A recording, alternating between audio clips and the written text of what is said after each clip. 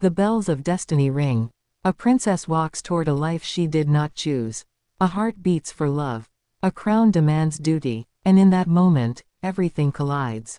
What if the fairy tale is not a gift, but a burden? What if love is the rebellion? What if the crown is the cage? And what if the choice must be made, now? This is the story of heart versus crown. The clash between love and destiny. The battle between what we feel, and what the world demands. She was born under palace ceilings, wrapped not in the arms of ordinary life but in the expectations of centuries.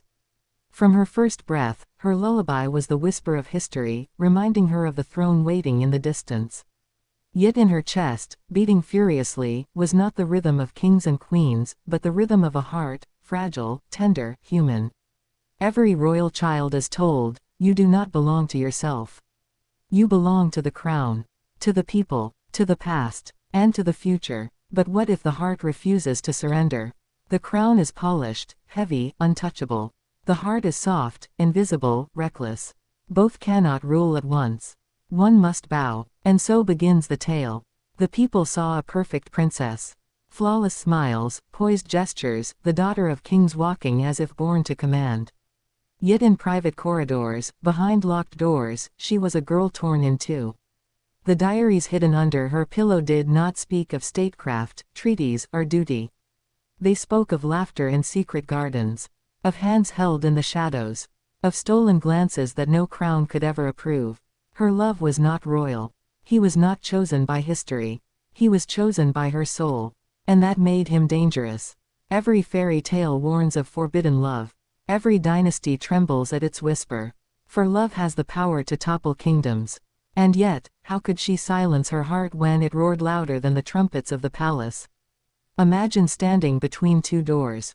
One opens to love, wild, uncertain, beautiful. The other opens to the crown, secure, predictable, eternal. Which would you choose? The court whispered. The council warned. The monarch reminded her of duty. She smiled in public, bowed her head, and promised obedience. But inside, a storm was rising. Her love sent letters sealed with nothing but courage. Words that told her, you are not a throne. You are a heart, and I love you. She pressed those letters to her chest as if they could shield her from destiny.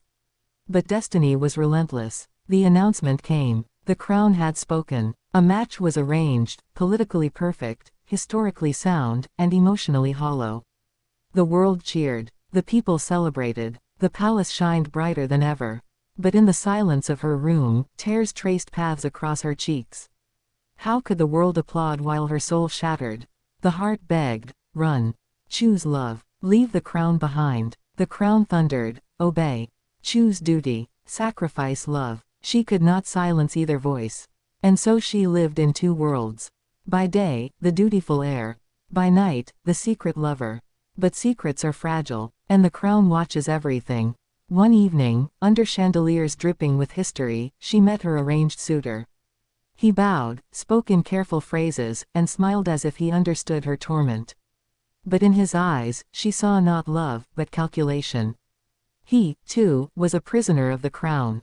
In that moment, she realized, even the chosen match was not free. He was bound, as she was bound. The crown was not only her cage. It was his as well. But her lover outside the palace. He was free. Free to laugh, free to choose, free to hold her not as a princess but as a woman. And that freedom tempted her more than any throne. The night before her engagement was to be declared, she walked the gardens alone. The moon hung, heavy, as if watching. Her lover appeared from the shadows, desperate, trembling. He begged, choose me. Choose us. Don't let them take you. Her breath caught. Her heart screamed yes. But her lips trembled with the weight of centuries. Could she abandon millions for one? Could she betray a legacy for a kiss? He took her hands. He placed them over his chest. Feel this. It's real. Not a throne. Not a title. Just love. And in that heartbeat, she knew. Love was real. The crown was duty. But the world demanded a decision. The palace bells rang at dawn. Trumpets called the people. The hall filled with nobles, dignitaries, and history itself. She walked forward, the crown glistening above her, the eyes of nations upon her. Her lover was not there. He was hidden beyond the walls, waiting, hoping, praying. The monarch raised their hand. The announcement began, and in that suspended second, she felt her entire soul split in two. Heart, crown, heart, crown. The choice was no longer tomorrow's. It was now. Every story promises resolution, but not every story tells you which path was chosen. Some say she bowed, took the crown, and locked her heart away forever. Some say she ran, barefoot into the night, into the arms of the man she loved, leaving the palace gasping in disbelief. And some whisper, she found a way to carry both. To reign, and to love. But what if the true story was not about the choice at all? What if the true story is this: no matter how heavy the crown, the heart will always find a way to beat. Because the heart is not against the crown. The heart is above it. And so, the legend of heart versus crown lingers. Not as history, not as law, but as a reminder to all who listen.